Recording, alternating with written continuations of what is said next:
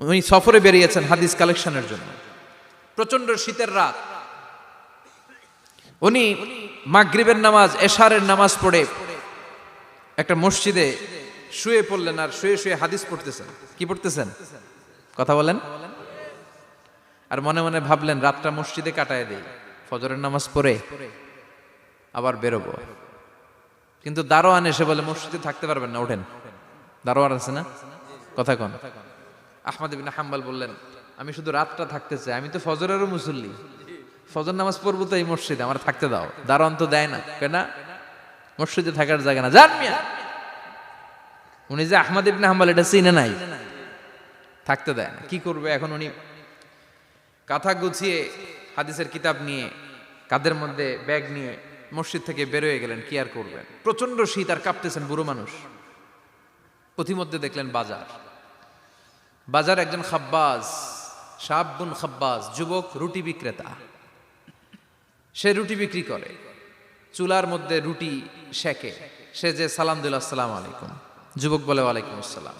আহমদ ইবনে হাম্বল বলে যুবক আমার যাওয়ার জায়গা নেই, সফরে বেরিয়েছি, খুব শীতে কষ্ট পাচ্ছি, রাতে যদি তোমার এই চুলা থেকে একটু আগুন পোহাই কোনো সমস্যা? যুবক বলে না না সমস্যা না, আহলান ওয়া সাহলান, খোশ আমদেদ, আসেন আসেন, আপনি আগুন পোহাইলে আমার সমস্যা কি? সুবহানাল্লাহ পড়েন।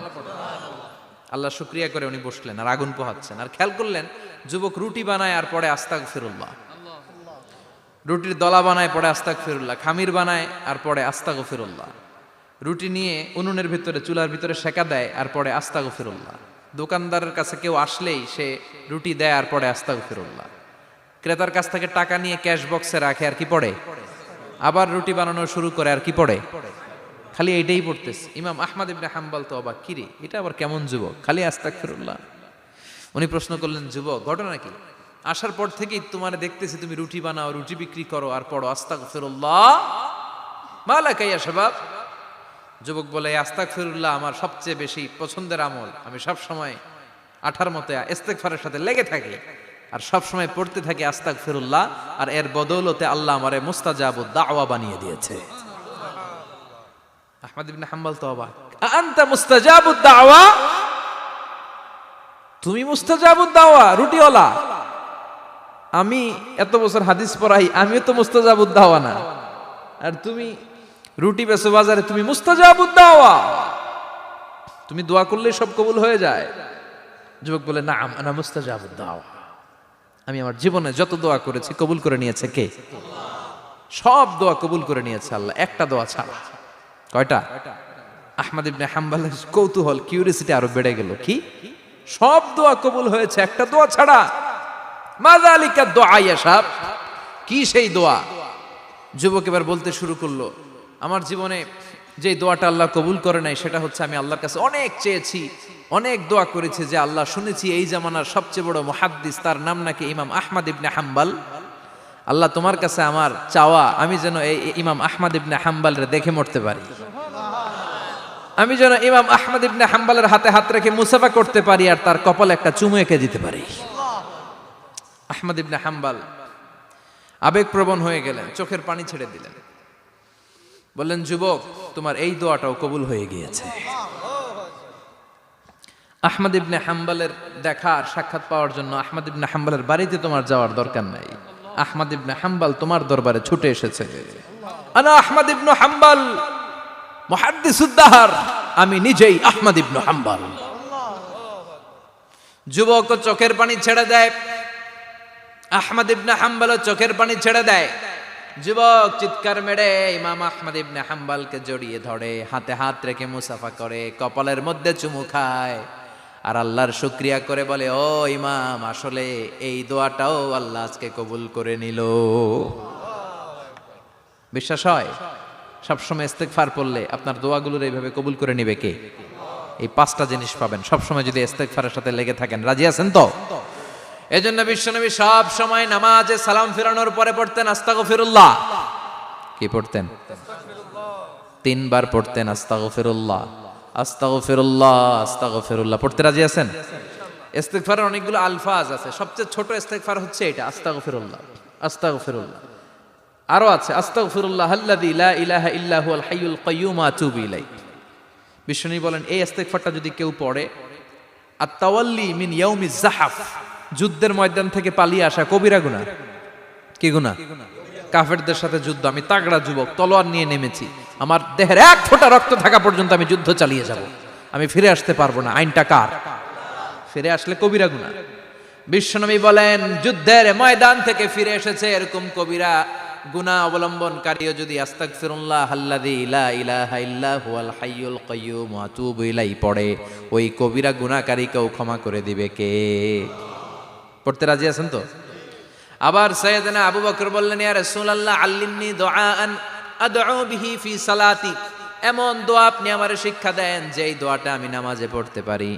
বিশ্বনবী বললেন, পড়ো আল্লাহুম্মা ইন্নী যালামতু নাফসি যুলমান কাসীরান ওয়া লা ইয়াগফিরুয যুনুবা ইল্লা আনতা ফাগফিরলি মাগফিরাতাম মিন ইনদিক ইন্নাকা আনতাল গফুরুর রহিম। সুবহানাল্লাহ পড়েন।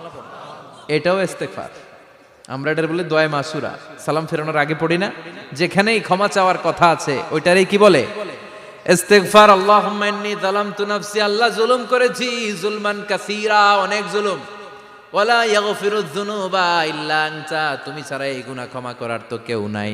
ফাগফিরলি মাগফিরাতাম মিন ইনদিক, তোমার দয়ায় আমারে ক্ষমা করে দাও। ইন্নাকা আনতাল গফুরুর রহিম, তুমি হলা ক্ষমাশীল। ঠিক কি না? এটাও ইস্তেগফার, এটাও পড়বেন।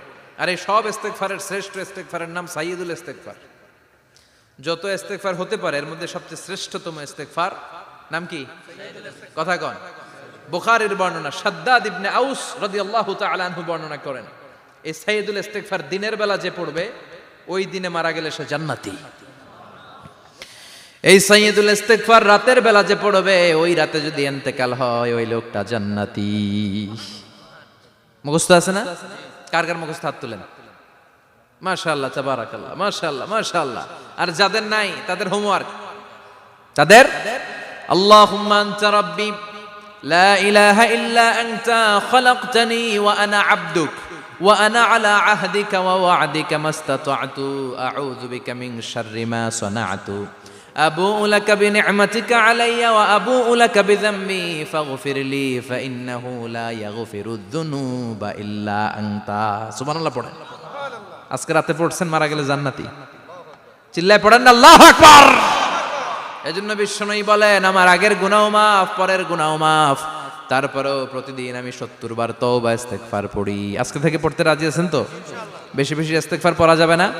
একটু প্রাণ খুলে দিল খুলে আওয়াজ করে পড়েন তো আস্তাগফিরুল্লাহ। আর জোরে পড়েন আস্তাগফিরুল্লাহ। আবার সবাই পড়েন আস্তাগফিরুল্লাহ। সব সময় তওবা ইস্তেগফার যারা পড়ে তাদেরকে পছন্দ করে কে? সব সময় জিকির করে করে জিহ্বাটারে যারা ভিজিয়ে রাখে তাদেরকেও পছন্দ করে কে? আল্লাহ বলেন ওয়াজকুর রাব্বাকা ফি নাফসিকা তাদাররুআন ওয়া খীফাতান ওয়া দুনাল জাহরি মিনাল কওলি বিল গুদুবি ওয়াল আসাল ওয়া লা তাকুম মিনাল গাফিলিন। সুবহানাল্লাহ পড়েন। আল্লাহ বলেন ওয়াজকুর রাব্বাকা ফি নাফসিক, আল্লাহরে মনে মনে ডাকো। তাদাররুআন ওয়া খীফা, আল্লাহর জিকির করতে আল্লাহ বলেছেন ফি নাফসিক। বুঝতেছেন না অর্থ? ফি নাফসিকা, মনে মনে আল্লাহর জিকিরটা করো। তাদাররুআন ওয়া খীফা, তাদাররুআন মানে বিনয়ের সাথে, with full of humility, submission and humbleness, বিনয়ের সাথে আল্লাহরে ডাকো। ওয়া খীফা, গোপনে গোপনে ডাকো। দুনাল জাহারি মিনাল কওল, চিৎকার চেঁচামেচি করে ডেকো না। কার কথা? আওয়াজ করে জিকির করো না। এই যে আমরা মাহফিলে লা ইলাহা ইল্লাল্লাহর জিকির করে, এটা তালিমান। উদ্দেশ্য কি? তালিমের জন্য আওয়াজ করে জিকির জায়েজ আছে, কিন্তু ব্যক্তিগত জিকিরের যে ইবাদতটা এটা আস্তে আস্তে হইতে হবে, এটা ভদ্রভাবে হতে হবে, চিল্লাচিল্লি করে নয়। আবার তালিমের জিকির ওইটাও ভদ্রভাবে। ইন্নাল্লাহা জামিল ইউহিব্বুল জামাল, আমার আল্লাহ সুন্দর, আমার আল্লাহর জিকিরের মধ্যেও সৌন্দর্য আছে না নাই? কিন্তু এদেশে জিকিরের ভেতরে লাফালাফি আছে না নাই? বেশি না কম? কি বসেন বসেন, হ্যাঁ বসে যান তো, অনেক ধরনের আছে জিকির। হ্যাঁ বসেন বসেন, বসে যান। হ্যাঁ হাইবার আলী, এটা কি আবার জালালি? তো এই যে ইন্নাল্লাহা জামিল ইউহিব্বুল জামাল, আমার আল্লাহ সুন্দর, আমার আল্লাহর জিকিরের মধ্যেও সৌন্দর্য আছে না নাই? তালিমের উদ্দেশ্যে সবাই মিলে জিকির করা যায়, কিন্তু চিল্লাফাল্লা করা যাবে না, লাফালাফি করা যাবে না, মাথা ডানে বায়ে ঝোলানো যাবে না, ঠিক কি না? কিন্তু লাফালাফির জিকির আছে না নাই? লাফাইতে লাফাইতে, হ্যাঁ, গাছের আগায় বাঁশের আগায়, আবার যিনি জিকির পরিচালনা করে ওনার কান্দে যাই ওঠে, আছে না নাই? বিশ্বনবী সাহাবাদের নিয়ে জিকির করছেন, সাহাবারা লাফাতে লাফাতে খেজুর গাছের আগায়, হাদিসে আছে না এটা? বিশ্বনবী সাহাবাদেরকে নিয়ে জিকির করছেন, লাফাতে লাফাতে আবু বকর বিশ্বনবীর কান্দের উপরে, আছে হাদিসে আছে? এটা জিকির নয়। কি সুন্দর দেখেন, ইসলাম বুঝা কত সহজ। ওয়াজকুর রাব্বাকা ফি নাফসিকা তাদাররুআ ওয়া খাইফা, গোপনে জিকির করো, ভদ্রতার সাথে বিনয়ের সাথে জিকির করো। ওয়ালা তাকুম মিনাল গাফিলিন দুনাল জাহারি মিনাল কওল, চিৎকার চেঁচামেচি করে জিকির করো না। যারা চিকফাল দিয়ে হই হই হই হই করে, আছে না? হই হই হই হই হই হইয়ের ভিতরে আল্লাহর নাম আছে, হ্যাঁ? এই যে হুই হাই হুই হাই এই স্টাইলের যে জিকির, এটার ভিতরে আমার আল্লাহর নাম আছে? আল্লাহর নাম যদি না থাকে ওইটা জিকির হবে? কথা বলেন। বিষ্ণু বললেন, খবরদার, চিৎকার চেঁচামেচি করে লাফালাফি করে যারা জিকির করে এরা মনে করে আল্লাহ কানে শোনে না। কথা বলেন। আপনি গোপনেও আল্লাহর ডাকলে আপনার ডাকে সাড়া দিবে কে? এজন্য রাব্বুল আলামিন বলেন, ফাযকুরুনি আযকুরকুম ওয়াশকুরুলি ওয়ালা তাকফুরুন। বান্দা আমার জিকির তোমরা করো, আমিও তোমাদের জিকির করব, ঠিক কি না? আমরা যদি আল্লাহর জিকির করি আমাদেরও জিকির করে কে? সুবহানাল্লাহ কইবেন না? আমরা আল্লাহর জিকির করে, আল্লাহ নাকি আমাদের জিকির করে, জানো তো না কথা এটা? আবার হাদিসে কুদসিতে আল্লাহ বলেন, ফাইন যাকারানি ফি নাফসি যাকারতুহু ফি নাফসি। আমার বান্দা যদি একা একা আমার জিকির করে, আমি আমার বান্দারে একা একা স্মরণ করি। ওয়া ইন যাকারানি ফি মালাইন যাকারতুহু ফি মালাইন খায়রিম মিনহু। এরকম মহা সম্মেলন করে যদি কেউ আমি আল্লাহর জিকির করে, আমি এর চেয়েও বড় মহা সম্মেলন ফেরেশতাদেরকে নিয়ে করে আমার বান্দারে স্মরণ করি। ওয়া ইন তাকাররাবা ইলাইয়া শিবরান তাকাররাবতু ইলাইহি যিরাআন। আমার বান্দা যদি আমার দিকে এক বিঘত আসতে চায়, আমি আমার বান্দার দিকে এক হাত এগিয়ে যাই। আমার বান্দা যদি আমার দিকে এক হাত আসতে চায়, আমি আমার বান্দার দিকে দুই হাত যাই। ওয়া ইন আতানি ইয়ামশি আতাইতুহু হারওয়ালা। আমার বান্দা যদি আমার দিকে হেঁটে হেঁটে আসতে চায়, আমি আমার বান্দার দিকে দৌড়ে দৌড়ে যাই। সুবহানাল্লাহ পড়েন। এজন্য বিশ্বনবী বলেন, লা ইয়াজালু লিসানুকা রাতবাম মিন যিকরিল্লাহ। আল্লাহর জিকির দিয়ে জিহ্বাটারে ভিজিয়ে রাখবা। কার কথা? চিল্লায় বলেন, কার কথা? সবসময় আল্লাহর জিকির করতে রাজি আছেন তো? সবচেয়ে শ্রেষ্ঠ জিকির বিশ্বনবী বললেন, আফদালু যিকরি লা ইলাহা লা ইলাহা লা ইলাহা ইল্লাল্লাহু মুহাম্মাদুর রাসূলুল্লাহ সাল্লাল্লাহু। সবচাইতে শ্রেষ্ঠ জিকির লা ইলাহা, এর চেয়ে শ্রেষ্ঠ জিকির আছে? কথা বলেন। বিশ্বনবী বললেন, মান ক্বালা লা ইলাহা ইল্লাল্লাহ সিদকান মিন কলবিহি, একনিষ্ঠতার সাথে অন্তর থেকে কেউ যদি জীবনে একবার বলে লা ইলাহা ইল্লাল্লাহ, দাখালাল জান্নাহ। তার যদি পাপ থাকে, অন্যায় থাকে, ওই পাপ আর অন্যায়ের শাস্তিগুলার পরে কোনো না কোনো দিন আমার ওই বান্দা জান্নাতে ঢুকবে। একবার যদি খালিসান মিন কলবিহি সে পড়ে লা ইলাহা ইল্লাল্লাহ, তার জন্য জান্নাতকে অবধারিত করে দিয়েছে কে? আবার এটার নাম আল্লাহ দিয়েছে কালিমায়ে, কথা বলেন, দরাবাল্লাহু মাসালান কালিমাতান তাইয়িবাতান কাশাজারাতিন তাইয়িবাতিন আসলুহা সাবিতুন ওয়া ফারউহা ফিস সামা। সুবহানাল্লাহ। পবিত্র বাণী এটা কালিমায়ে তাইয়িবা। আবু সাঈদ আল খুদরি থেকে বর্ণিত, মুস্তাদরেকে হাকিম আর সহিহ ইবনে হিব্বানে এসেছে। বিশ্বনবী বলেন, মুসা আলাইহিস সালাম আল্লাহর একবার প্রশ্ন করলেন, ইয়া রাব আল্লিমনি দুআআন আদউ বিহি, আপনি আমার এমন একটা জিকির শিক্ষা দেন যে জিকির দিয়ে আমি শুধু আপনার জিকির করব, কেউ এই জিকির করতে পারবে না। এই জিকির জানবো শুধু আমি, আর জানবেন কথা কোন? প্রশ্ন করছে কে? হ্যাঁ, কাকে করেছে? আল্লাহ এমন একটা জিকির শিখান যেই জিকির কেউ জানে না, আমি জানবো, আর ওই জিকির দিয়ে প্রাণ ভরে আপনারে ডাকবো। আল্লাহ বললেন, মুসা পড়ো লা ইলাহা লা ইলাহা ইল্লাল্লাহু মুহাম্মাদুর রাসূলুল্লাহ। মুসা আলাইহিস সালাম বললেন, আল্লাহ চাইলাম কি, কইলেন কি? লা ইলাহা তো জাতীয় জিকির, এটা তো আন্তর্জাতিক জিকির, এটা জানে না এমন কেউ নাই। এমনকি হিন্দু ভাইরাও জানে। কথা কন। আল্লাহ আমি তো চাইছিলাম এক্সক্লুসিভ, আমার জন্য স্পেশাল, এর চেয়ে সুন্দর আর কেউ জানবে না, এত সুন্দর একটা জিকির আপনি দিবেন, এটা আমি ডাকবো আপনারে আর আপনি শুনবেন। আল্লাহ বললেন, মুসা এর চেয়ে দামি আমার কাছে নাই।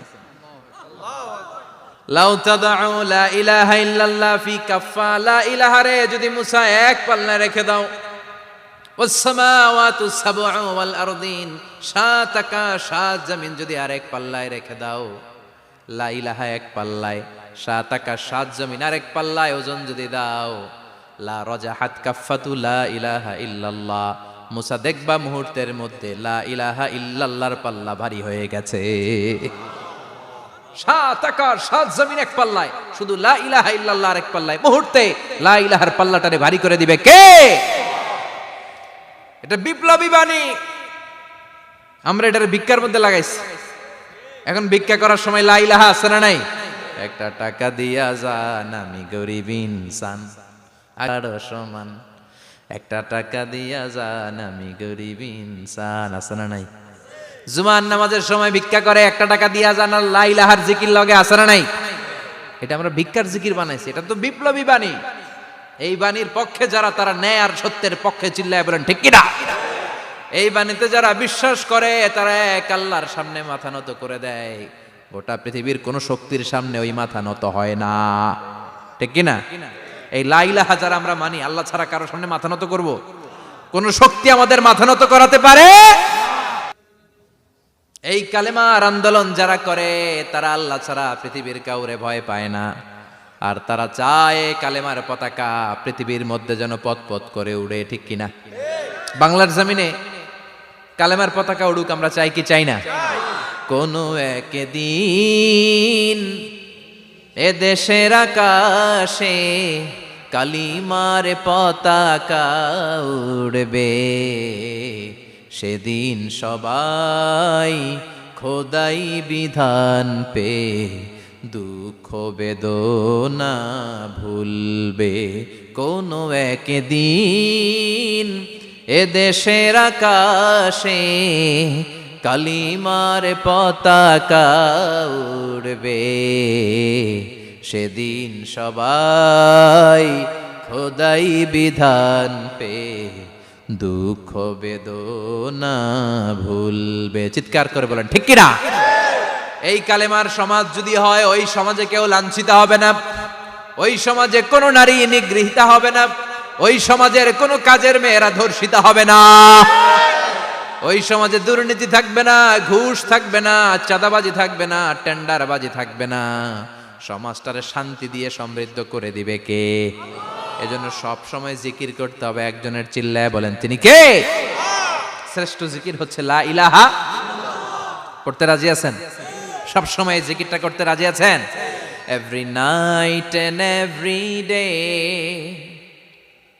every night and every day, never forget to say la ilaha illallah, never forget to say la ilaha illallah. পড়েন, every night and every day, every night and every day, never forget to say la ilaha illallah, never forget to say la ilaha illallah, never forget to say la ilaha illallah.